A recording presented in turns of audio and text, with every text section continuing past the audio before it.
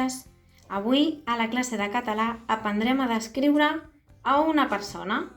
Recordeu, heu d'escollir un company o una companya de la classe per descriure com són. I ara us explicarem com ho farem.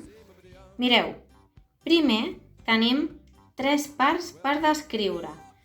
Primer sempre comencem per la presentació, sí? I presentem el nostre company o companya, com es diu, quina edat té, si ens en recordem, de què el coneixem, sí? Si és un nen o una nena. Després de la presentació, descrivim el físic, sí? Què és el físic? Doncs com és ell per fora, si és alt, baix, té el cabell moreno, ros, sí?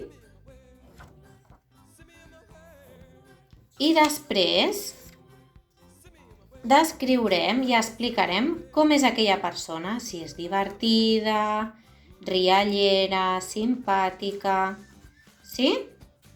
Anem a fer una prova. Jo, clar, la meva companya és la Yolanda i la presentaré amb ella. Després us ensenyaré una foto d'ella per aviam si realment l'he presentat superbé. Mireu, vaig ensenyar-vos el meu exemple. Jo, com ja us he dit, vaig a presentar a la Yolanda, la meva companya. Vaig a descriure-la amb ella.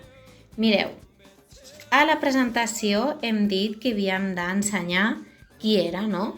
Doncs jo he dit que era una noia, que es diu Yolanda i és la meva companya de feina. Sí? I això és el que posaré a la presentació. Al físic he explicat com és ella per fora, sí?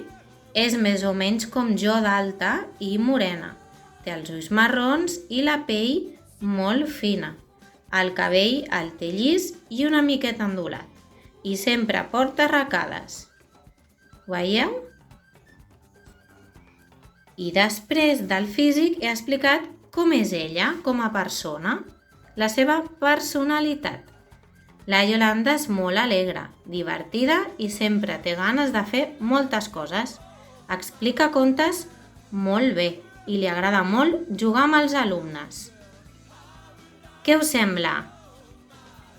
Esteu preparats per presentar i per descriure el vostre company i companya? Doncs vinga, que vagi molt bé!